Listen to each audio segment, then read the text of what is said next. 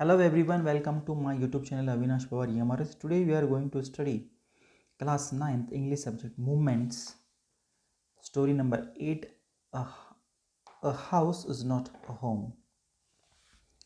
The story reflects the challenges of being a teenager and the problem of growing up. How does the author overcome his problem? तर ही जी story आहे याच्यामध्ये आपण म्हणूया की एक teenagers जे काही प्रॉब्लेम्स असतात. टीनेजर्स म्हणजे ज्याचं वय 13 to 19 आहे. जसं वय वाढत जातं तसं काय काय प्रॉब्लेम्स येतात आणि मग या कथेचे जे काही लेखक आहेत ते कसे ते प्रॉब्लेम्सवर विजय मिळवतात याची जी स्टोरी आहे. A house is not a home by Zan Gaudioso यांची ही स्टोरी आहे. आता याच्यामध्ये आपल्याला असं पाहायला मिळेल की हाऊस आणि होम तर सारखे शब्द आहेत, मग डबल का वापरलेले आहेत असे. तर हाऊस आपल्याला माहिती आहे की जिथे चार भिंती आहे, राहायला जागा आहे, परंतु होम याच्यामध्ये अपेक्षित आहेत की घरातील जी व्यक्ती जी आहेत ते एकमेकावरती कसे प्रेम करतात, ह्युमॅनिटी तिथे आहे. तर आपण ह्या अर्थाने होम या शब्द वापरतो. So let start. माय first year high school felt awkward.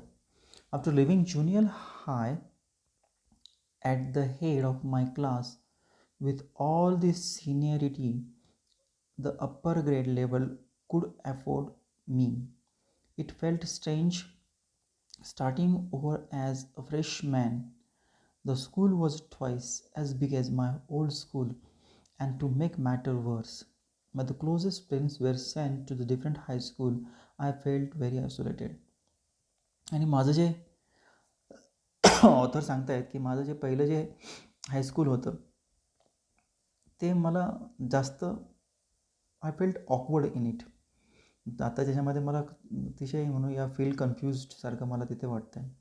माझं ज्यावेळेस ज्युनियर हायस्कूल मी जे सोडलं होतं, ज्यावेळेस माझे सगळे जे आम्ही सगळे सिनियर अप्पर ग्रेडमध्ये पुढच्या इयत्तेमध्ये जाणार होतो आणि मला ते परवडणारं होतं, परंतु मला सगळं हे आश्चर्यचकित वाटत होतं की आता फ्रेश मॅन म्हणून मी तिथे जाणार आहे. ही जी शाळा आहे ती माझ्या पहिल्या शाळेपेक्षा खूप मोठी आहे आणि माझे जे मित्र आहेत ते वेगळ्या हायस्कूलमध्ये गेलेले आहेत आणि म्हणून इथं मला थोडीशी एकटेपणाची, आयसोलेटेड म्हणजे वेगळेपणाची, एकटेपणाची जाणीव झाली. I missed my old teacher so much that I would go back and visit them. They would encourage me to get involved in the school activity so that I could meet new people. They told me that in a time I would adjust and probably end up loving my new school more than I had my old one. They made me promise that when that happened, I would still come by and visit them from time to time. I understand the psychology in what they were saying, but I took some comfort in it nonetheless. आणि मग author इथे सांगतात की कशा पद्धतीने माझी जी जुनी शाळा होती मी तिथे कायम जायचो, कारण मला मी तिथे सगळं वातावरण जे आहे ते मी मिस करत होतो. टीचर्स, माझे फ्रेंड्स, आणि म्हणून तिथले जे टीचर्स आहेत ते लोक मला मोटिवेट करायचे, एनकरेज करायचे की शाळेच्या ज्या काही ॲक्टिव्हिटीज होत्या त्याच्यामध्ये जास्तीत पार्टिसिपेट करत जा, जेणेकरून मी नवीन लोकांना भेटेल. आणि त्यांनी मला सांगितलं की तू नवीन ठिकाणी ॲडजस्ट कर, जेणेकरून तू वेगवेगळ्या ॲक्टिव्हिटी भाग घे, लोकांशी बोल. आणि मग शाळेमध्ये त्या शाळेविषयी माझं प्रेम आपोआपच पहिल्या शाळेसारखं वाढेल. आणि म्हणून त्यांनी मला सांगितलंही, असं प्रमोशनही दिलं होतं की तू वेळच्या वेळी आमच्या शाळेला पण, जुन्या शाळेला पण भेटत देत होतं. आणि मला त्यांची जे मानसशास्त्र आहे ते समजलं, ते कशासाठी सगळेजण म्हणतात की आणि त्याच्यातून मला थोडंसं बरंही वाटायचं, कम्फर्ट मला तरी आय टूक सम कम्फर्ट इन इट नंतलेस. परंतु तरीही माझ्या जुन्या शाळेची मला आठवण ही खूप येत होते. One Sunday afternoon, not long after I had started high school, I was sitting at home at our dining room table doing homework. It was a cold and windy fall day, and we had a fire going in the fireplace. As usual, my red tabby cat was laying on the top of all my papers, purring loudly and occasionally swatting at my pen for entertainment's sake. आणि मग author सांगतायत की एका दुपारच्या संडेला मी ज्यावेळेस हायस्कूलला मी जात होतो त्यावेळेस काय झालं तर मग तो सांगतात मी घरी बसलो होतो डायनिंग रूम टेबलमध्ये. माझं होमवर्क पूर्ण करत होतो आणि तिथे खूप थंडी होते, वारा होता आणि त्याच्यामुळे घरामध्ये मी शेकोटी फायरप्लेस म्हणजे काय आहे ते पूर्वी घरामध्ये जे काय आहे ते शेकोटी तयार करायची आणि तिथूनच घरामध्ये ते लाकडं वगैरे लावून जाळ तयार करायचे जेणेकरून उष्ण वातावरण राहील. आणि माझी जी काही कॅट होती ती माझ्या पेपरवर बसली होती आणि ती साऊंड एक सॉफ्ट साऊंड ही ती करायची आणि माझ्या पेनला ती हिटही करायची. ती त्याच्याशी खेळायची कारण तिला त्याच्यातून मनोरंजन त्या कॅटला आवडत होतं. She was never far from me. I had rescued her when she was a kitten and somehow she knew that I was the one responsible for giving her the good life. आणि म्हणून तिच्याविषयी त्या कॅटविषयी माझी एक attachment होती कारण मी तिला लहान असताना पिल्लू असताना मी तिला वाचवलं होतं आणि म्हणून मला तिला असं वाटायचं की हा माणूस जो आहे तो मला एक चांगलं जीवन देणार आहे. So my mother kept stoking the fire to keep the house nice and warm. Suddenly, I smelled something strange, and then I noticed it. Smoke pouring in through the seams of the ceiling. The smoke began to fill the room so quickly that we could barely see. आणि मग माझी आई घरामध्ये त्या fire किप्सला त्याच्यामध्ये घरात उष्ण वातावरण आणण्यासाठी ती आग सारखी चालू करायची. परंतु मला आता एक काहीतरी वेगळा वास आला होता जो आश्चर्य करणारा होता आणि मला कळालं की आता हा स्मोक जो आहे, धूर जो आहे त्या वरच्या सेलिंगमधून छपरामधून बाहेर झालेला आहे, धूर झालेला आहे आणि तो धूर क्विकली सगळ्या आमच्या घरामध्ये पसरलेला आहे. आता groping means move forward. Groping our way to the front door, we all ran out into the front yard. By the time we made our way outside, the whole roof was engulfed in flames and it was spreading quickly. I ran to the neighbors to call the fire department when I watched my mother ran back into the house. आणि मग आम्ही घराच्या बाहेरचे yard होतं, अंगणात आलो. बाहेर पाहिलं तर सगळ्या रूममध्ये धूरच धूर आग लागलेली होती. मग मी पटकन माझ्या शेजाऱ्याकडे गेलो आणि मग तिथून मी ऑथर म्हणते मी तिथून गेले आणि नंतर मग मी शेजाऱ्यांना बोलवलं. परंतु आई सारखी रूममध्ये जायची काहीतरी आणायला पळत पळत जायची. So my mother then ran out the house carrying a small metal box full of important documents. She dropped the case on the lawn and in a crazed state ran back into the house. I knew what she was after. My father had died when I was young, and I was certain that she was not going to let his pictures and letters caught up in a flames. So they were the only things that she had remembered him by. Still I screamed at her, "Mom, no." आणि मग माझी आई तरीही घरामध्ये जात होती, आग लागली होती तरी. कारण तिथे एक बॉक्स होता ज्याच्यामध्ये खूप सारे डॉक्युमेंट्स होते आणि मी लहान असतानाच तरुण्यामध्ये माझ्या वडील हे वारलेले होते आणि ती एक वेड्यासारखं वातावरण तिथं झालं होतं की कशी ती पळत होती, इकडे तिकडे सैरावैरा धावत होती. तिला ते काही लेटर्स घ्यायचे होते वडिलांचे जे सांभाळले होते, जे एक आठवण होती, पिक्चर्स होते, तरी तिला ते जाळून द्यायचे नव्हते आणि म्हणून सारखं ती घराकडे पळायची आग लागली तरी. आणि मग मी ओरडायचो, "आई, आई, नको, प्लीज नको जाऊ." So I was about to run after her when I felt a large hand hold me back. It was a fireman.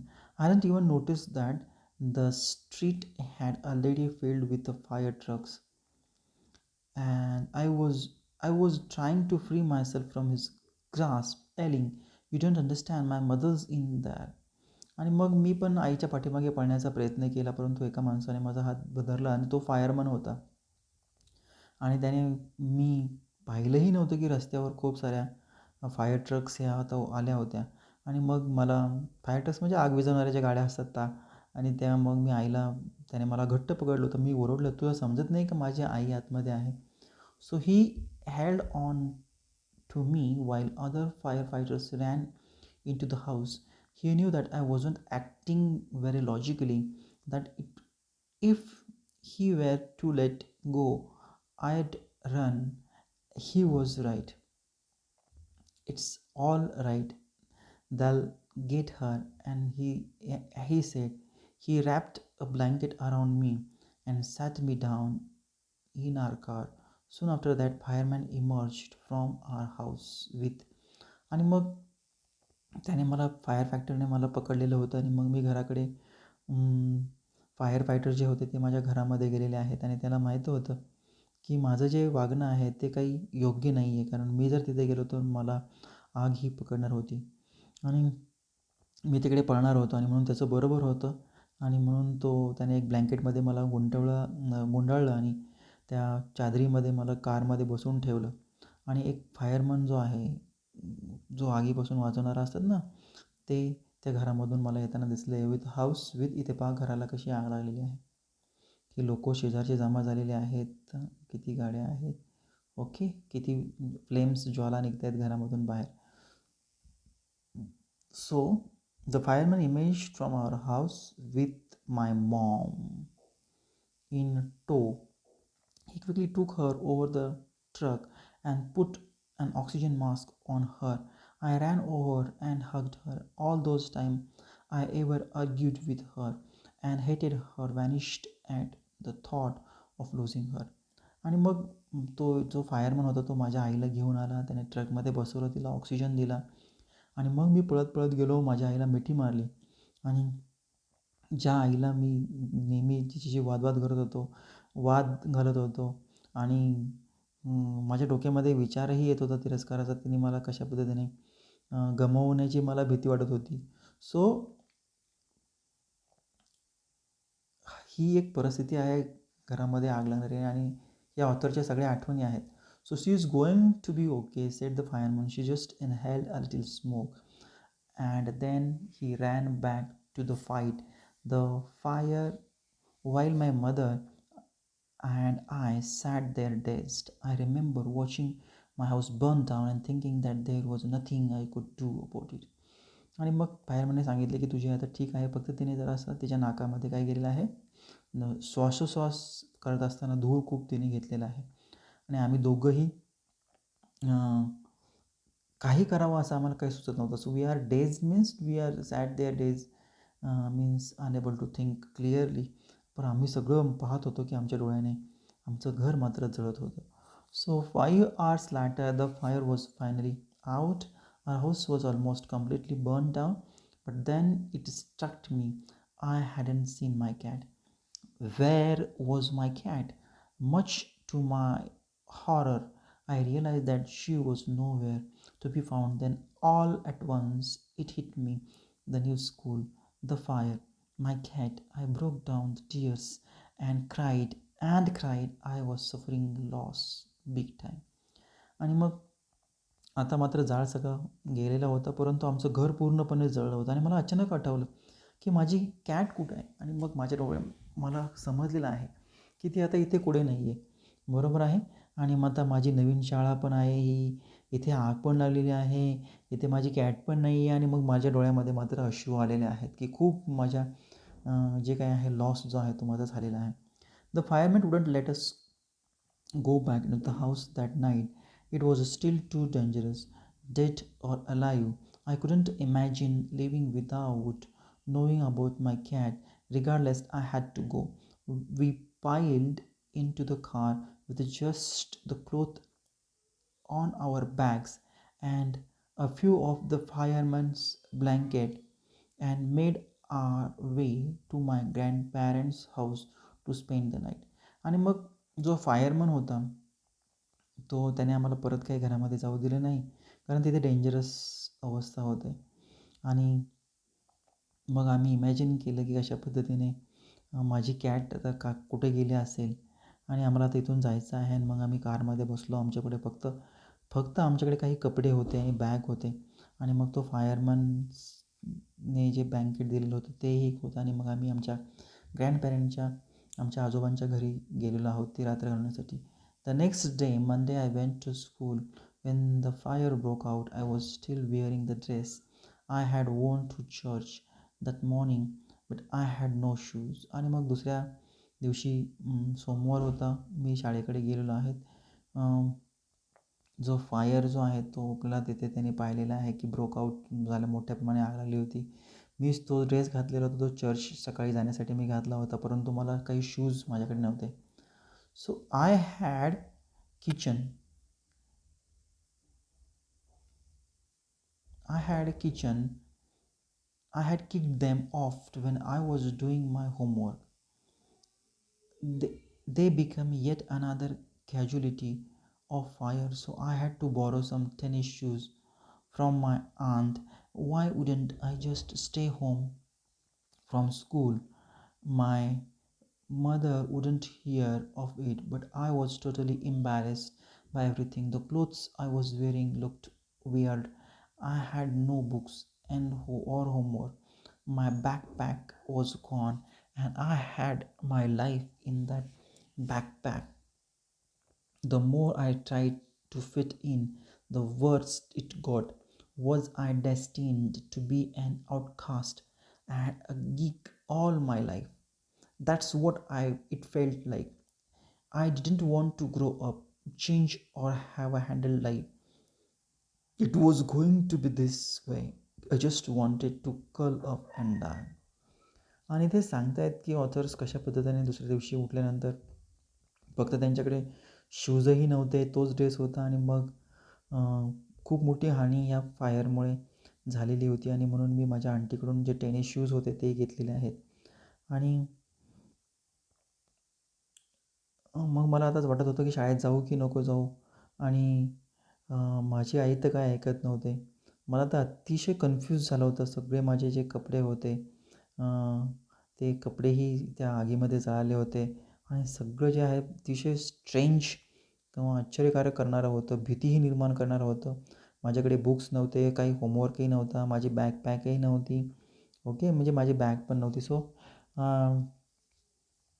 दुसरी मी घेतली पण ती मला फिटही होत नव्हती.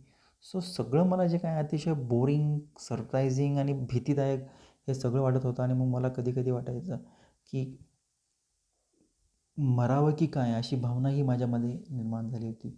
So I walked around school like a zombie. Everything felt surreal and I wasn't sure that was going to happen. All the security I had known from my old school, my friend, my house, my cat had been ripped away. So मग मी त्या शाळेभोवती गेलो, जी एक झोंबायरसारखी दिसत होती. आणि हे सगळं जे आहे ते अतिशय मला वेदना देणारं होतं, स्ट्रेंज करणारं होतं. राईट, सरियल मीन्स स्ट्रेंज करणारं होतं. आणि म्हणून मला जास्त खात्री नव्हती की आता काय होणार आहे. आणि माझ्या जुन्या शाळेच्या मला आठवणी, जुन्या मित्रांची, जुन्या घराची मला प्रचंड प्रमाणात आठवण येत होती, परंतु ते आता सर्व नाही आहे, ते सगळं गेलेलं आहे. सो असा होता पहिला part. Thank you very much for watching this video.